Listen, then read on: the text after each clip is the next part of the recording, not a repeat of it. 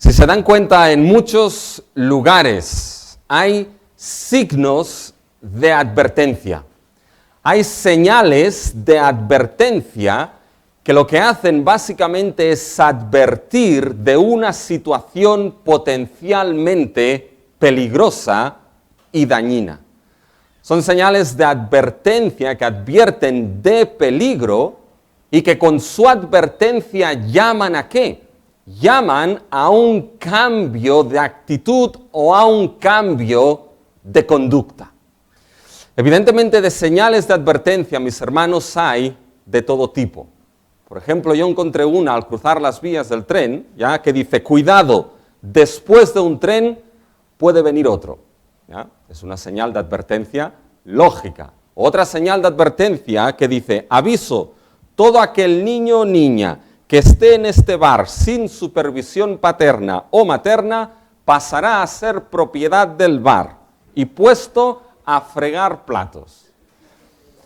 Señales de advertencia, mis hermanos, hay de todo tipo. Algunas más serias, otras no tan serias, pero son señales que intentan advertir de algo. Y nuestro texto de hoy, mis hermanos, lo que es Hebreos capítulo 10, los versículos del 26 al 39, es el cuarto pasaje de advertencia que nos encontramos en el sermón de Hebreos. Y me atrevo a decir, mis hermanos, que no es un pasaje de advertencia divertido. Es un pasaje de advertencia serio. Un pasaje de advertencia para tomarse no a la ligera, sino con seriedad. Un pasaje que advierte y un pasaje que llama a cambiar muchas veces ciertas actitudes en la vida. Me atrevo quizá a decir que posiblemente es uno de los pasajes de advertencia más duro que nos encontramos en las Escrituras. Así que tengan sus Biblias abiertas en este Hebreos 10, los versículos del 26 al 39. Y hay tres palabras clave que podemos destacar de este pasaje. Las tres palabras clave son advertencia, recuerdo y permanencia. Esas tres palabras nos explican lo que es este pasaje. Porque nuestro pasaje se divide en dos partes bien claras. La primera, que son los versículos del 26 al 31, es la advertencia. Nos va a advertir, mis hermanos, en relación a una vida que desprecia la obra de Jesucristo. Y después los versículos del 32 al final nos va a dar la solución o la actitud que debe tenerse para evitar y no caer en esa vida que desprecia la obra de nuestro Señor Jesucristo. Y lo va a hacer con dos imperativos. Va a llamar a recordar, a hacer memoria. Fíjense el versículo 32. Pero traed a la memoria los días pasados. Y fíjense en el versículo 35, la permanencia. No perdáis pues vuestra confianza. Así que, mis hermanos, vamos a tocar lo que son estos tres aspectos, advertencia, recuerdo y permanencia, en relación a lo que es una vida que desprecia la obra del Señor Jesucristo. Y aquí hay tres cosas que podemos destacar. Primero, la advertencia contra una vida apóstata que desprecia la obra de Jesucristo. El segundo es el recuerdo de nuestra conversión para evitar una vida que desprecia la obra de Cristo. Y tercero, lo que es la permanencia hasta el fin para no caer en esta vida que desprecia la obra de Cristo. Advertencia, recuerdo y permanencia. Vamos a lo primero, la advertencia. Advertencia de esa vida o contra esa vida apóstata, mis hermanos, que es una vida que desprecia la obra de Cristo. Y aquí hay dos preguntas a hacer. Primero, ¿qué tipo de vida se presenta aquí? Y fíjense que es una vida de pecado cuyo fin es el juicio eterno. Eso lo vemos en los versículos del 26 al 30. Y mis hermanos, entramos en una sección la cual ha creado grandes problemas a lo largo de la historia de la Iglesia. ¿Por qué? Porque es una sección que ha sido interpretada por algunos e incluso ha sido entendida por algunos de que el creyente que realiza lo que aparece en el versículo 26, porque si pecaremos voluntariamente después de haber recibido el conocimiento de la verdad, Lo han interpretado que si alguien comete esto, puede llegar a perder su salvación. Y esto ha creado, mis hermanos, serios problemas en la interpretación de lo que es este texto. Pero fíjense que en este Hebreos 10 nos encontramos con la misma situación y con la misma problemática de Hebreos 6. En Hebreos 6 se hablaba de la apostasía. Y aquí en este pasaje de Hebreos 10 se habla igualmente de la apostasía. Y acuérdense de John Owen, mis hermanos. John Owen definía lo que es la apostasía de la siguiente manera. Decía, la apostasía es la renuncia total de todos los principios y doctrinas constituyentes del cristianismo. Implica, por tanto, la renuncia voluntaria y consciente del evangelio, la fe y la obediencia. Esto es lo que es la apostasía, esto es lo que es el apóstata. Aquel que al final renuncia de manera voluntaria y consciente al evangelio, a la fe y a la obediencia a esa fe. Y la máxima forma de esa renuncia, mis hermanos, es la apostasía. El apóstata no es un creyente que al final acaba rechazando y perdiendo su salvación. El apóstata es aquel que nunca ha sido creyente y que a lo largo de la vida al final acaba demostrándose que lo que era un incrédulo y no un creyente verdadero. Por tanto, este texto, mis hermanos, ese texto de Hebreos 10 habla precisamente del peligro nuevamente de la apostasía. No habla de creyentes salvos, los cuales pueden perder su salvación si pecan voluntariamente. No habla de esto este texto, porque decir que si un creyente salvo puede perder su salvación, si en algún momento peca voluntariamente, sería contradecir toda la enseñanza bíblica de que la salvación no se pierde. Y sería contradecir la enseñanza del sermón de Hebreos, donde el autor ha dejado de manera clara, por H y por B, de manera repetitiva, de que la obra de nuestro Señor Jesucristo, la sangre que fue derramada del nuevo pacto, es aquella sangre que purifica, limpia y perdona completamente todos los pecados. Sería decir que la obra mediadora de Cristo Jesús como el sumo sacerdote es una obra que no es capaz de mediar de manera perfecta y eterna por algunos. Sería decir que la voluntariedad mía es más grande que la voluntariedad de Cristo de salvar a los suyos. Sería decir que mis pecados son más poderosos que el poder de Cristo Jesús para perdonar y para salvar eternamente. Por tanto, ese texto, mis hermanos, no va de un creyente que puede pecar y puede de esta manera perder su salvación. El texto nos enfrenta, mis hermanos, con lo que es la apostasía. Y fíjense que aquí entonces la pregunta es, ¿qué significa esto en el versículo 26? Porque si pecaremos voluntariamente después de haber recibido el conocimiento de la verdad.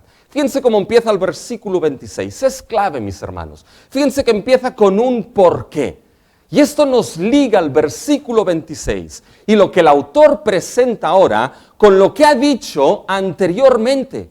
Acuérdense que la semana pasada, mis hermanos, vimos cómo el autor animaba a su audiencia y nos animaba a nosotros a vivir una vida conforme al nuevo pacto.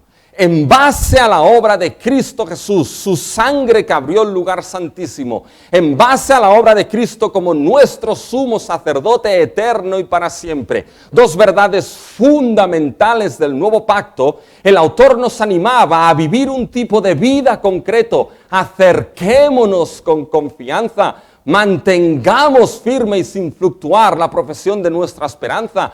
Considerémonos unos a otros para estimularnos al amor y a las buenas obras. ¿Por qué este tipo de vida que fluye de la obra de nuestro Señor Jesucristo? ¿Por qué vivir este tipo de vida? Versículo 26. Porque si pecaremos voluntariamente después de haber recibido el conocimiento de la verdad, ya no queda más sacrificio de los pecados. ¿Se dan cuenta?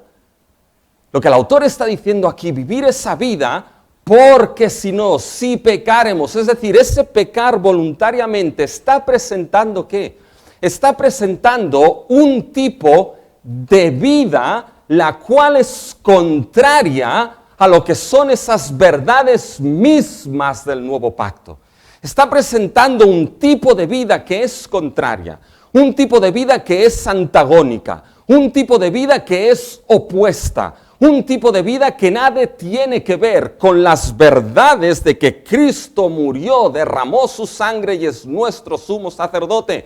Un tipo de vida que nada tiene que ver con esas verdades. Fíjense que ese tipo de vida sucede después de haber recibido algo. Fíjense el versículo 26. Porque si pecaremos voluntariamente este tipo de vida contraria a esas verdades presentadas anteriormente, después de haber recibido el conocimiento de la verdad. ¿De qué verdad, mis hermanos? Bueno, la verdad que el autor nos ha estado explicando de manera repetitiva. Después de haber recibido el conocimiento de esa verdad que nos habla de Jesucristo como el eterno Hijo de Dios, la revelación última del Padre. Esa verdad que nos habla del sacrificio de Cristo, que su sangre preciosa del nuevo pacto perdona, purifica y santifica la vida de pecadores. La verdad de que Cristo Jesús es ese sumo sacerdote, el cual permanece para siempre y puede salvar perpetuamente a los suyos. Un sumo sacerdote misericordioso para ayudarnos en momentos de debilidad y cuando necesitamos ayuda y socorro. Es después de haber recibido esta verdad. Por tanto, fíjense que aquí la persona que describe el autor es una persona que ha recibido esta verdad.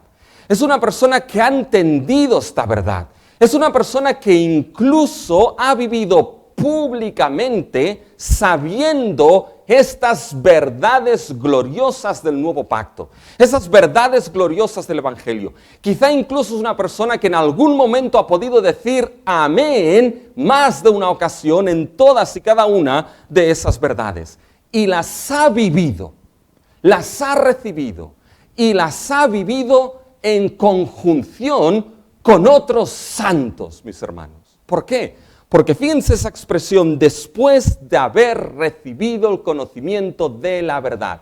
Eso es algo que solamente puede darse dentro de la congregación de los santos. El mundo, mis hermanos, no tiene esta verdad. El mundo es un mundo, mis hermanos, a los cuales Cristo vino y los suyos no le recibieron. Los suyos le rechazaron. El mundo, mis hermanos, es un mundo el cual no conoce ni al Padre ni al Hijo. El mundo es un mundo, mis hermanos, que no tiene esa verdad, ni le interesa tampoco tenerla, y ni la ha recibido, ni la ha creído en ningún momento. Es precisamente dentro de la congregación de los santos donde el conocimiento de esa verdad es predicado, es enseñado, es expuesto, es explicado, es vivido. Por eso, mis hermanos, la apostasía es algo que se produce en el cuerpo de Cristo. Salieron de nosotros porque no eran de nosotros. Por lo tanto, fíjense que aquí lo que se está refiriendo a la persona que está definiéndose, incluso, mis hermanos, aquel que ha recibido esa verdad, que ha creído posiblemente o supuestamente esa verdad, que ha podido vivir por tiempo juntamente con otros santos lo que es esas verdades del nuevo pacto y del evangelio, pero después de haberlas recibido, después de quizá haberlas o parecer que las vivía, peca voluntariamente. Y aquí está la cuestión, ¿qué significa ese pecar voluntariamente, mis hermanos? ¿Saben? No se refiere aquí a un cristiano que peca y no se da cuenta. Porque pecamos y muchas veces no nos damos ni cuenta, mis hermanos. No se refiere a un cristiano que puede haber pecado en alguna ocasión y que sabe que ha hecho mal y con arrepentimiento acude a Cristo Jesús. No se refiere a esto, mis hermanos. se refiere a ese tipo de vida, a ese vivir voluntariamente en pecado. En ese vivir voluntario que es una oposición y un antagonismo a la obra de lo que Cristo Jesús ha hecho, mis hermanos. Es alguien, ese si pecásemos voluntariamente después de haber recibido la verdad, es alguien que habiendo entendido esa verdad, sigue viviendo en pecado voluntariamente. Es aquel cuya vida es una vida que de manera deliberada con su pecado demuestra que vive así porque no le importan las verdades del Evangelio. Demuestra que vive así porque cree que puede aprovecharse de esas verdades gloriosas del Evangelio y seguir pecando porque piensa que como Cristo derramó su sangre y está a la diestra del Padre, me perdonará las veces que sea necesarias. Es una vida de orgullo y soberbia que se cree que está por encima de esa obra de Cristo Jesús y puede usarla como quiera. Es parecido a lo que parece en Números 15:30. Dice, mas la persona que hiciere algo con soberbia, así el natural como el extranjero, alguien con soberbia, el natural como el extranjero, ultraja a Jehová, esa persona será cortada de en medio de su pueblo. Déjenme, mis hermanos, que les explique esto con un ejemplo. Un ejemplo que los que vinieron ayer a alabar la iglesia, que gracias por haber venido, ¿ya? Lo entenderán. Ahora imagínense, mis hermanos, alguien que friega todo lo que es el suelo. Que lo friega y lo deja limpio como una patena, mis hermanos. Siempre hay aquellos que pasan por encima, y ahora me puedo mover, porque tengo no mucho por estar la cámara, ¿ya? Pero siempre hay aquellos, mis hermanos, que pasan por encima de lo fregado y que ni se dan cuenta de que han pasado por encima.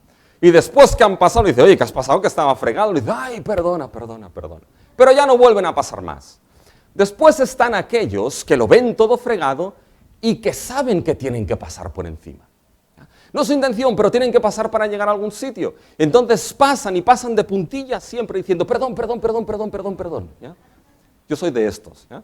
Pero después ya no vuelven a pasar más.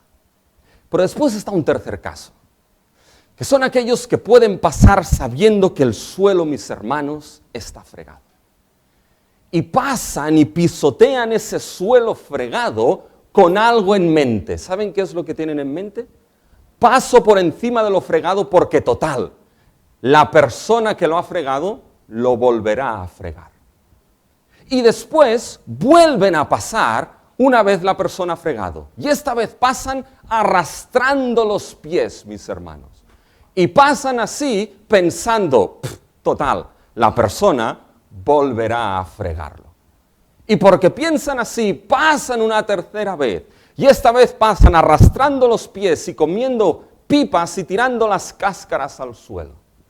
Y piensan, total, puedo pasar las veces que quieran porque siempre habrá esta persona que friega el suelo. Déjenme que les haga una pregunta. ¿Qué es lo que pensarían de la actitud, mis hermanos, de esta tercera persona? No lo digan en voz alta. Pero ¿qué es lo que demuestra la actitud de esa persona, mis hermanos? ¿Saben lo que demuestra? Demuestra una actitud de una persona que muestra un completo desprecio. Un completo desprecio por la persona que ha fregado y por el suelo que está fregado. Es una persona que no niega la verdad de que el suelo está fregado, sino es una persona que desprecia la obra y el trabajo que se ha hecho. Y es una persona que se cree en el derecho orgulloso y soberbio de abusar deliberadamente del trabajo y de la persona, de aquello que ha hecho, porque volverá a fregar. Pues bien, mis hermanos, esta actitud es la que el autor se refiere en el versículo 26 cuando dice, pero si pecáremos voluntariamente después de haber recibido el conocimiento de la verdad. Se refiere, mis hermanos, a un pecado continuo y deliberado que muestra un desprecio continuo por la obra de Cristo Jesús. Un pecar continuo que lo único que muestra es que no le importa para nada ni Cristo ni la obra que Cristo ha realizado. Es un insulto continuo a quien es Cristo y un abusar continuo de la obra de Cristo, mis hermanos. Es un insulto que lo que está diciendo, y perdóname la expresión, pero es así de duro.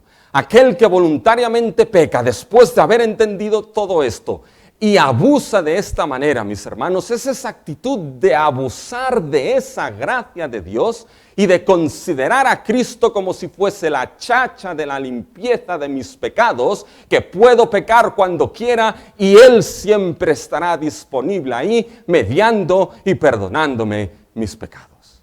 Esto, mis hermanos, es un pisotear a Cristo, hacer inmunda su sangre y un insulto a la gracia de Dios. Y no lo digo yo, lo dice el autor. Fíjense el versículo 29. Ahora, mis hermanos, en el versículo 29 el autor nos va a dar una radiografía de lo que es esa vida de pecar voluntariamente, ese continuo desprecio. Fíjense, versículo 29, ¿cuánto mayor castigo pensáis que merecerá el que pisoteare al Hijo de Dios? Es decir, es aquel que pisotea a la persona del Hijo mismo de Dios, ese Hijo que nos ha sido presentado como la última revelación del Padre al ser humano, como la última revelación salvífica de Dios al ser humano. Es aquel que tiene por inmunda la sangre del pacto en la cual fue santificado, es decir, la sangre preciosa que santifica y limpia es tenida por inmunda. No sirve de nada y puedo pasar por encima las veces que quiera. Y es, fíjense, e hiciere afrenta. Literalmente aquí es insultase. E insultase al Espíritu de gracia. Es decir, es un insulto a ese Espíritu de gracia. Un insulto a aquel que transforma, a aquel que aplica la obra de redención a nuestras vidas. Es un insulto a la gracia inmerecida de nuestro Dios. Aquel, como acusaban a Pablo, oye, pues si el evangelio es de gracia, pequemos, ¿para qué? Para que la gracia abunde. Ese es el tipo de vida, mis hermanos, que aquí el autor está presentando. Y fíjense que esa vida que es al fin y al cabo, esa vida de ese pecado continuo que desprecia la obra de Cristo, en realidad es un rechazo al sacrificio redentor de Cristo Jesús. Y si existe un rechazo al sacrificio último y perfecto de Cristo Jesús, ¿qué es lo que queda entonces? Fíjense que el autor lo dice, versículos 26 y 27. Porque si pecaremos voluntariamente después de haber recibido el conocimiento de la verdad, ya no queda más sacrificio por los pecados. El sacrificio de Cristo es el último, el sacrificio de Cristo es el perfecto. El sacrificio de Cristo es el que quita el pecado, es el que quita el juicio, es el que quita la ira de Dios. Rechazas esto, ya no tienes más sacrificio por tus pecados, sino ¿qué es lo que queda? Fíjense el versículo 27. Sino una horrenda expectación de juicio y de hervor de fuego que ha de devorar a los adversarios. Tela marinera, menudo texto, mis hermanos. Pero esto es lo que queda si uno rechaza el sacrificio de Cristo. Fíjense que queda una horrenda expectación de juicio. Eso de horrenda es de temor, de miedo, de pánico. Y un fuego, un hervor de fuego para devorar a los adversarios. Mis hermanos, ¿está hablando de qué? Está hablando del juicio eterno de Dios.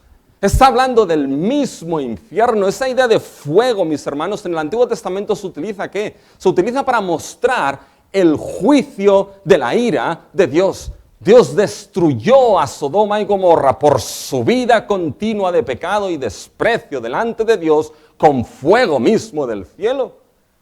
Y fíjense que esto es lo que el autor está diciendo aquí. Una vida que rechaza, ¿Y qué es la muestra del continuo rechazo y desprecio? Es una vida que lo único que le va a quedar al fin es una eternidad del juicio de la ira de Dios. Y ya sé, mis hermanos, que esto no es una doctrina muy popular. Ya sé que esto no es políticamente correcto. Pero da igual, porque es bíblico, mis hermanos.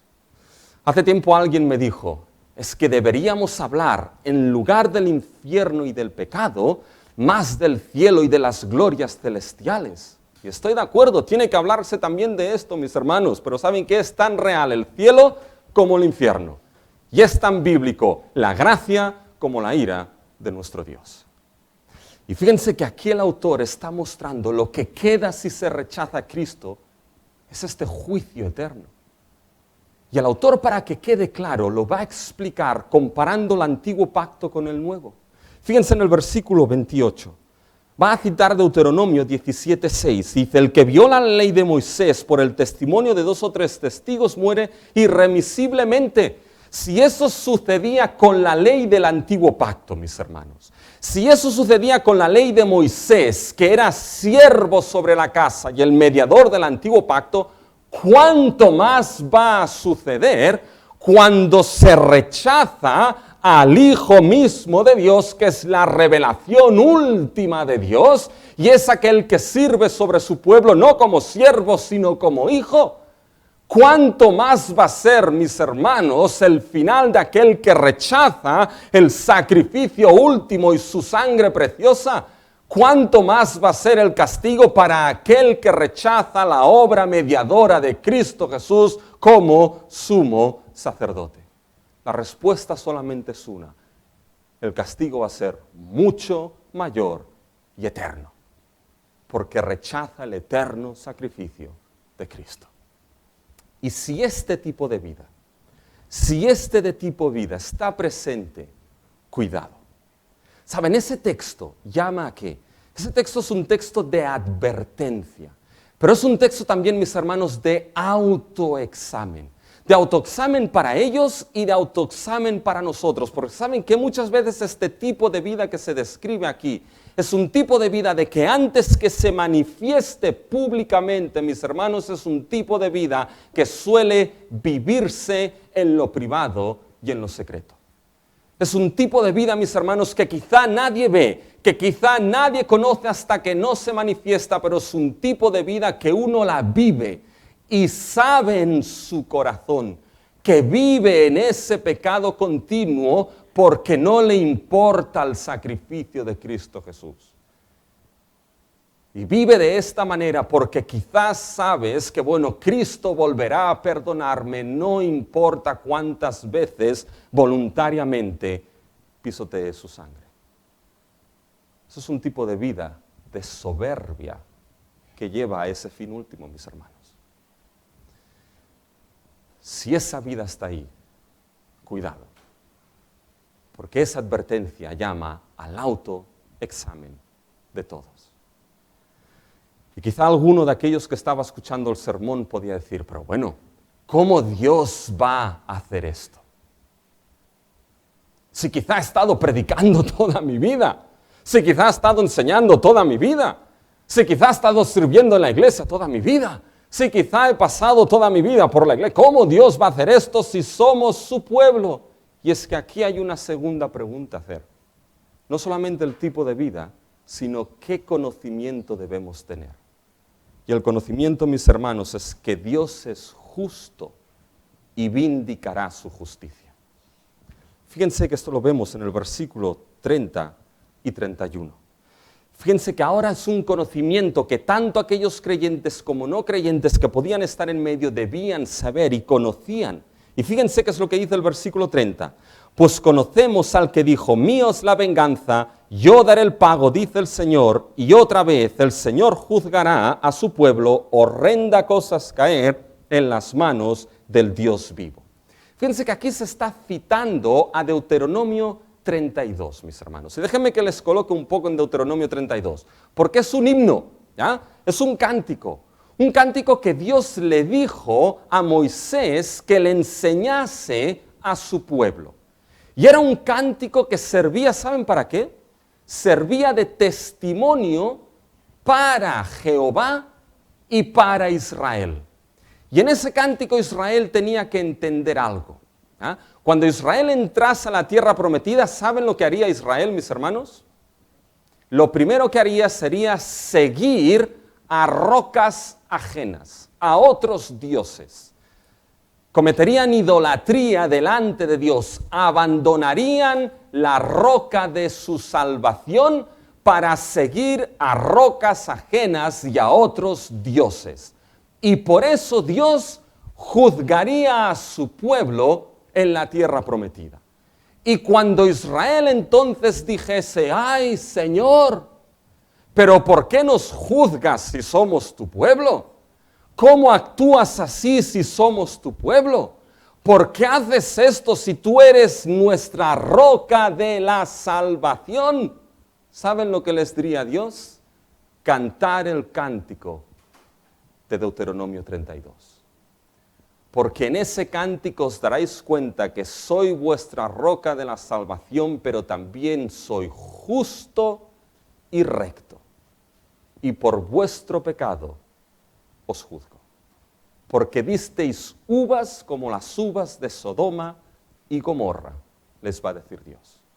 Bien, en ese contexto, mis hermanos, es que encaja esta cita de Deuteronomio 32, versículos del 35 al 36.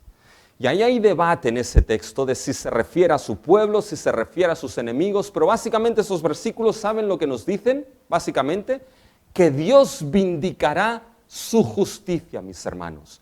Que Dios es recto y justo y que Dios al final va a juzgar, que Dios va a hacer justicia, que Él ha dicho, mía es la venganza, mío es el juicio, y Dios no va a contradecirse a Él mismo y a su propia palabra. Y ahí el vindicar la justicia en Deuteronomio 32, ¿saben lo que significa? Vindicar, cuando Dios vindique su justicia, significará que Dios salvará a los suyos y juzgará a sus enemigos. Y aquí en Hebreos los enemigos son aquellos que desprecian la obra de Cristo. Saben, Calvino comentó de este Deuteronomio 32 y lo explicó muy bien. Dijo lo siguiente: nos es dicho que Dios se levantará para juzgar a su pueblo en el sentido que separará a los justos de los hipócritas. Por tanto, lo que el autor está diciendo aquí, aquel que comete o tiene este tipo de vida, le está diciendo es que al final Dios vindicará su justicia. Y al final Dios lo que hará será separar a aquellos que han creído en Él de aquellos que han sido hipócritas y que parecían, pero que nunca lo fueron y pisotearon al Hijo de Dios. Dios no va a fallar a su palabra. Fíjense que Él lo ha dicho. Dice, mía es la venganza, yo daré el pago, dice el Señor. Y quiero que noten algo aquí, mis hermanos. Quiero que noten cómo hay palabras que han aparecido en el versículo 27. Horrenda, juicio. Aparecen aquí en los versículos, mis hermanos, 30 y 31. El Señor juzgará, juicio. Versículo 31. Horrenda cosa es caer en manos de un Dios vivo. Pero esta vez las palabras de horrenda y juicio en los versículos 30 y 31 son aplicadas directamente a Dios. ¿Y saben lo que esto nos indica, mis hermanos? Que esa horrenda expectación de juicio, ese hervor de fuego dispuesto a devorar a los enemigos, ¿saben qué? Eso no son, mis hermanos, las calderas de Alpera Butera, mis hermanos. Esto no son, mis hermanos, el infierno de Dante con los demonios contridentes ahí pinchándole los pies a uno. Esa horrenda expectación no es como un amigo de mi hijo le dijo que quería irse al infierno. ¿Y saben por qué? Porque ahí hay jacuzzis de lava. Nada que tiene que ver con eso, mis hermanos. Esa horrenda expectación de juicio, aplicado esas palabras a Dios, mis hermanos, la horrenda expectación es caer en las manos de un Dios justo y vivo. Es caer en las manos de ese Dios justo y vivo después de haber pisoteado a Cristo Jesús. Es caer en las manos de este Dios vivo después de haber hecho inmunda la sangre de Cristo que santifica y perdona. Es caer en las manos de este Dios vivo habiendo insultado la gracia inmerecida de nuestro Dios. Es caer en las manos de este Dios justo sin nadie que medie por ti. Caer en las manos de este Dios justo sin la sangre de Cristo habiéndote lavado de todo pecado. Es caer en las manos de este Dios sin Cristo a tu favor y convirtiéndote entonces en el único receptor de la justicia e ira eterna de un Dios justo y vivo. Esta es la horrenda expectación que espera a todo aquel que rechace a Cristo Jesús. Ya les he dicho que la advertencia no es para tomársela de cualquier manera.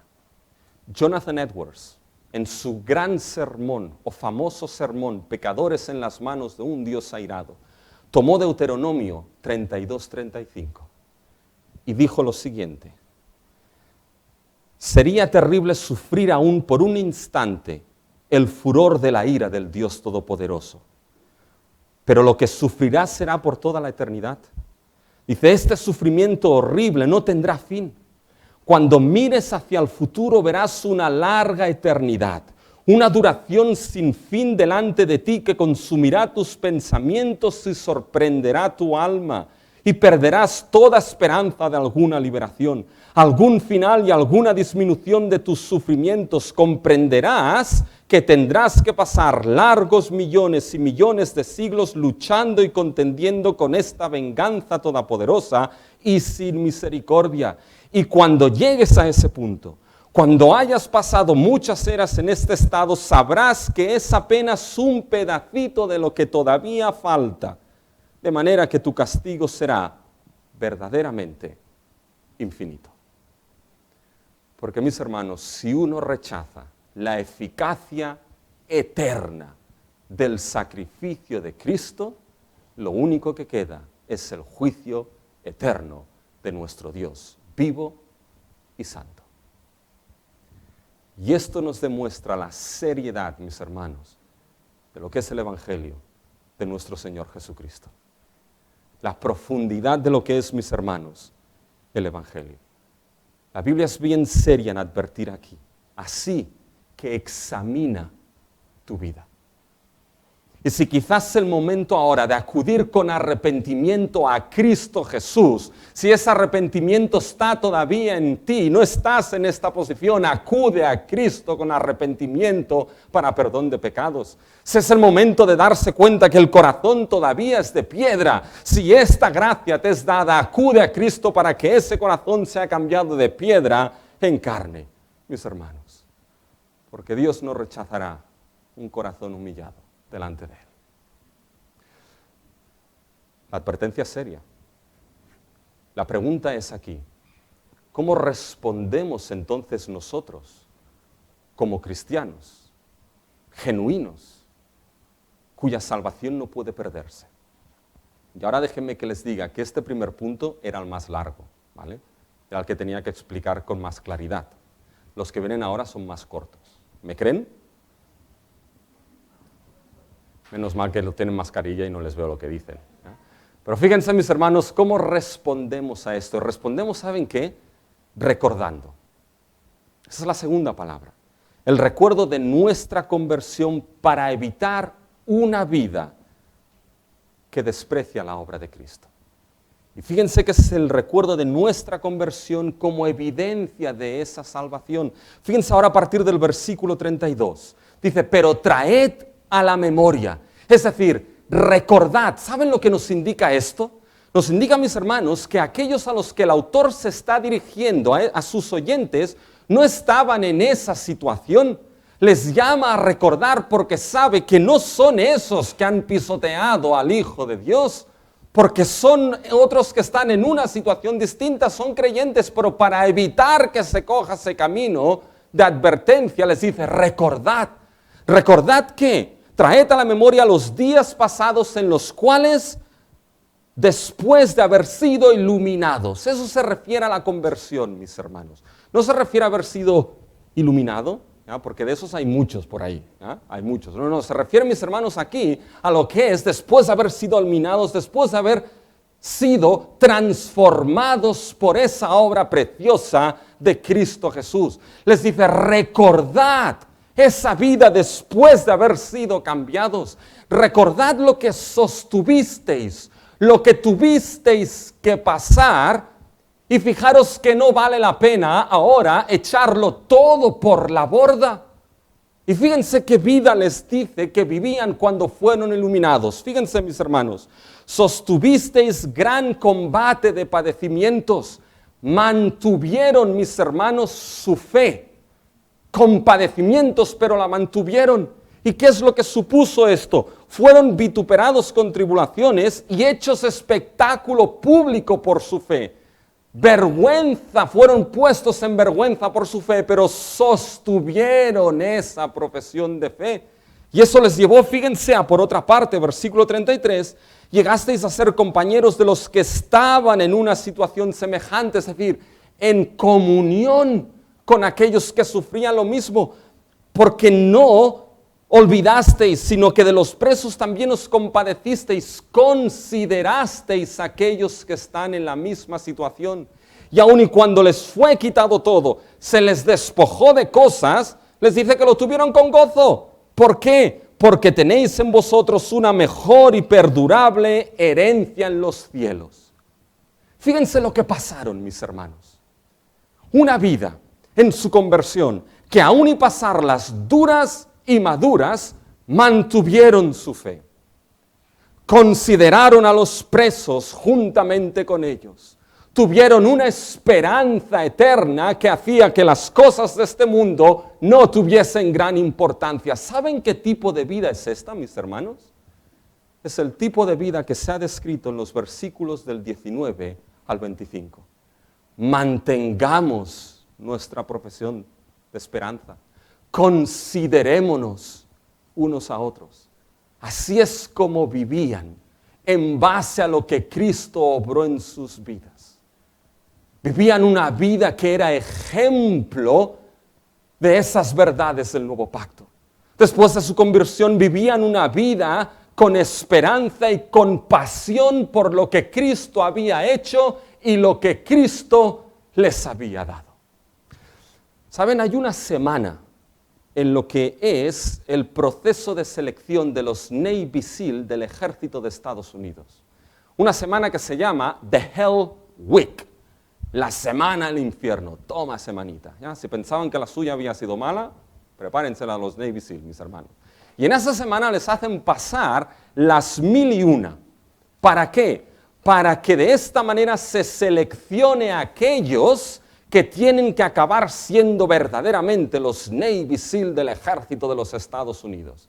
Y en esa semana del infierno les hacen de todas y les motivan a dejar ese entrenamiento.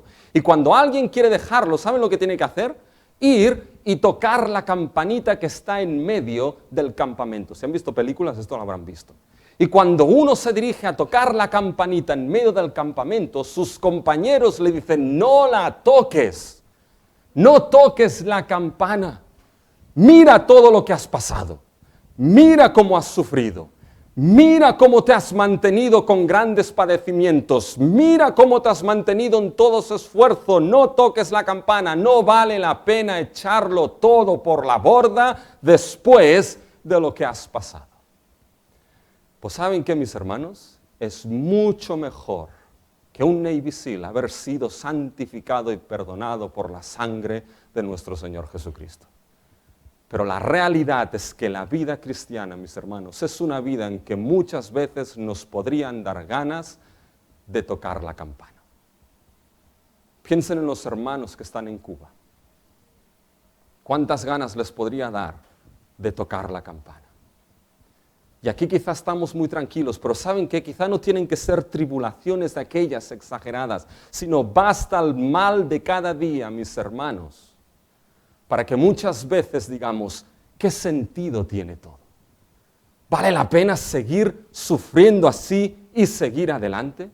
Es suficiente con los afanes de cada día para decir todo ha perdido su sentido. Parece que haga las cosas como un autómata, como un robot, que me han puesto un chip, que ahora está muy de moda esto, ¿ya? Que voy básicamente haciendo las cosas sin ningún tipo de sentido. ¿Qué sentido tiene todo? Bien, en esos momentos, recuerda. Recuerda la vida que te fue dada el día que fuiste iluminado.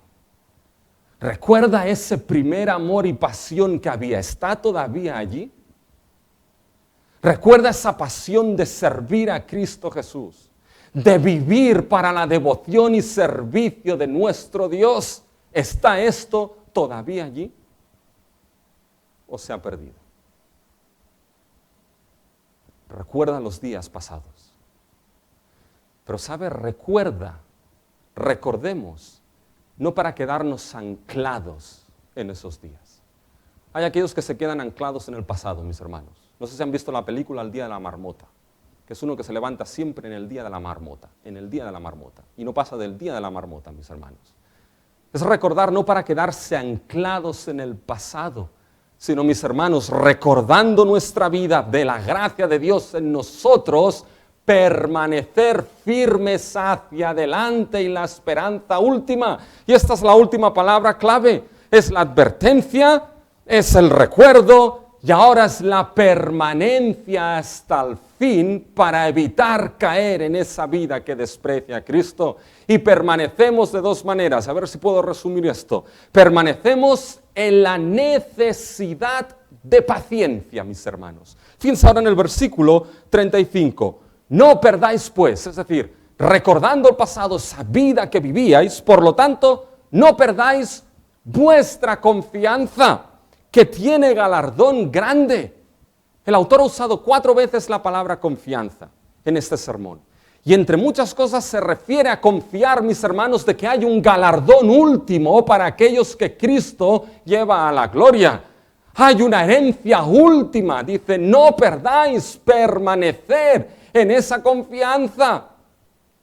Permaneced en esa vida de fe y guarden esa palabra fe, porque ahora entra, mis hermanos, como una cuña dentro del sermón de Hebreos. Permaneced en esa vida de fe creyendo en ese galardón último. ¿Por qué? ¿Por qué no perder esa confianza? ¿Saben? Es curioso la razón de por qué. Fíjense lo que dice el versículo 26. Porque os es necesaria la paciencia. Oh, cuánta razón tiene la Biblia, mis hermanos. Qué impacientes solemos ser.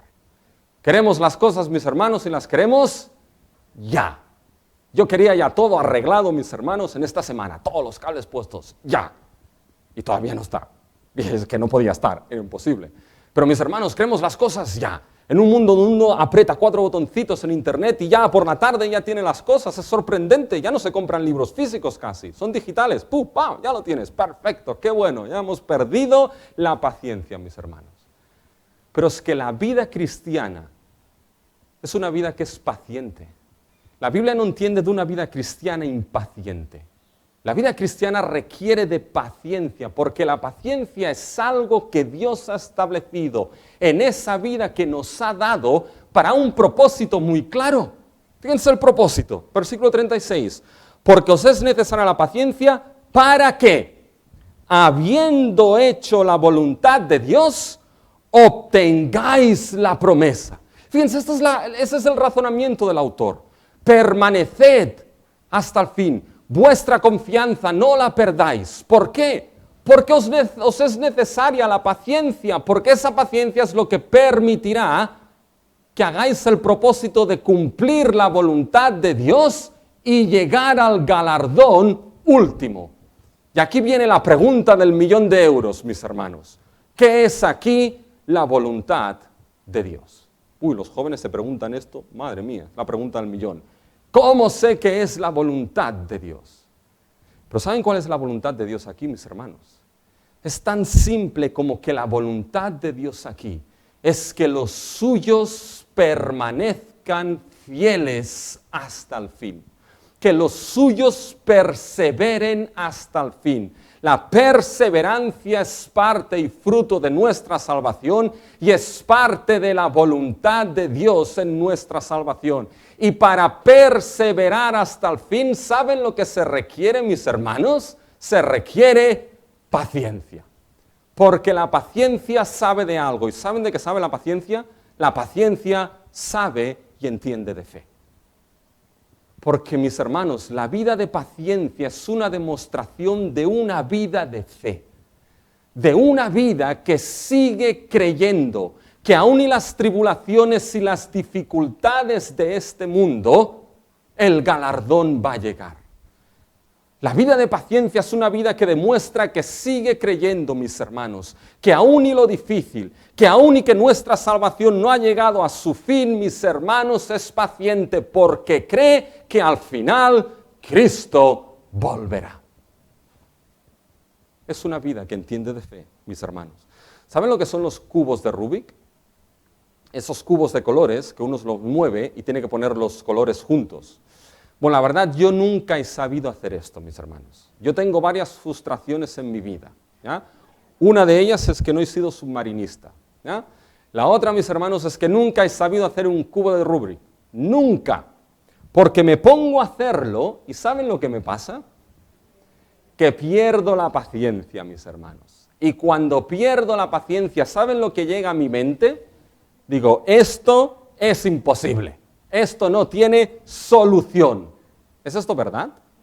No, gracias, lo dice mi esposa. ¿Ah? No, mis hermanos, tiene solución. Lo que pasa es que mi impaciencia no me deja llegar hasta el fin. Y lo dejo. Y de repente viene otro. Coge el cubo y empieza pam, tam, tam, tam. Y tú lo estás mirando ahí, 1 minuto, 2 minutos, 5, 10, y lo que pasa por tu mente es, pero acaba ya, ya. Y después vuelve a pasar por tu mente, no vas a poder hacerlo, porque no hay solución. Y de repente, ¡puf!, todos los colores encajan.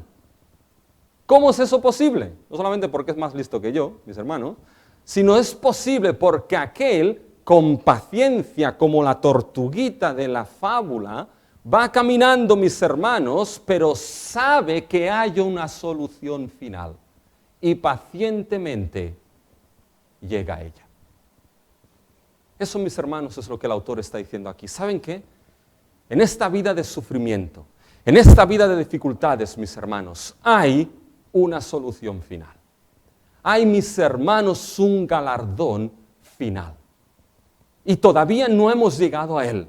Pero necesitamos paciencia, que es la demostración de que seguimos creyendo hasta que al fin Cristo vuelva. Porque permanecemos con la necesidad de paciencia, pero fíjense al final, permanecemos con fe en Dios. Y fíjense que así es como acaba, mis hermanos, el mensaje y ese texto. Fíjense el versículo 37 y 38. Porque aún un poquito, y el que ha de venir vendrá y no tardará, mas el justo vivirá por fe, y si retrocediere no agradará mi alma. Aquí el autor está citando a Habacuc 2:3, y déjenme que de manera rápida les sitúe en lo que sucede en Habacuc. Habacuc tenía un problema de fe, ¿saben? Un problema de fe, porque había injusticia en su pueblo, y Dios iba a juzgar a su pueblo con un pueblo más injusto todavía, que eran los babilonios. Y Habacuc dice, pero ¿cómo es esto posible, Señor? ¿Cómo vas a utilizar a un pueblo más injusto para juzgar a tu pueblo? Y Habacuc dice, no entiendo nada de lo que estás haciendo, Señor. No entiendo nada de lo que haces y no te entiendo a ti. ¿Te han encontrado en esta situación? Pues así estaba Habacuc. Y ahí se plantó y dice, de aquí no me muevo hasta que Dios responda. Y Dios le responde a Habacuc un poco, escribe la visión, porque la visión vendrá y no tardará, un poquito y no tardará. Y dice, aquel que no es justo, que es soberbio, se enorgullece, mas el justo por su fe vivirá. Es decir, Dios le está diciendo, Habacuc, al final haré justicia. Al final el justo, que en Habacuc es el que confía en Dios, el que tiene fe en Dios, acabará viviendo. Y el que se enorgullece en Habacuc, es decir, el que confía en uno mismo y no en Dios, en ese caso los babilonios, acabarán siendo juzgados. Fíjense que esto es lo que Habacuc, lo que el autor de Hebreos lleva, pero fíjense que con una diferencia. Fíjense que Habacuc 37 y 38 no es la visión lo que llega. Fíjense en el versículo 37. Porque aún un poquito, y el que ha de venir vendrá y no tardará. Mis hermanos, ¿quién es el que ha de venir? Vendrá y no tardará. ¿Saben quién es? Es el Hijo de Dios. Es nuestro Señor Jesucristo. Es el que dio su vida y su sangre por nosotros. Y el autor de Hebreos ve cumplida la visión de Habacuc y dice, tranquilos, les está diciendo, un poco, pero el que ha de venir, que es Cristo, no tardará y el justo vivirá. ¿Quién es el justo aquí? Mis hermanos, aquel que no ha perdido su confianza y con paciencia en esta vida, aún en los momentos difíciles, permanece hasta el fin porque cree en algo. Cree en su Dios y cree que el Señor Jesucristo vendrá para hacer justicia. ¿Y quién es el que retrocede aquí y no agrada a Dios? El apóstata. Aquel que, mis hermanos, deja de tener esa perseverancia y pisotea la sangre de Cristo. La conclusión, fíjense el versículo 39. Pero nosotros no somos de los que retroceden para perdición, sino de los que tienen fe para preservación del alma. Mis hermanos, este texto y esta advertencia, ¿saben qué? No es para hacer dudar de nuestra fe en ningún momento. No es para que nos empezamos a romper la cabeza si seremos o no, mis hermanos. Es un texto de aliento para acabar reconociendo que habiendo sido salvos en Cristo no somos de aquellos que retroceden, sino que permanecemos firmes hasta el fin por la pura gracia de nuestro Dios. Y quiera nuestro Dios, mis hermanos, que estos textos sirvan individual y congregacionalmente. ¿Saben para qué? Para que ninguno de nosotros retroceda, sino que sigamos fieles hasta el fin, hasta el galardón que Cristo ha ganado para nosotros. Porque, hermanos, todavía un poquito, pero aquel que ha de venir, vendrá y no tardará. Dios bendiga su palabra, mis hermanos.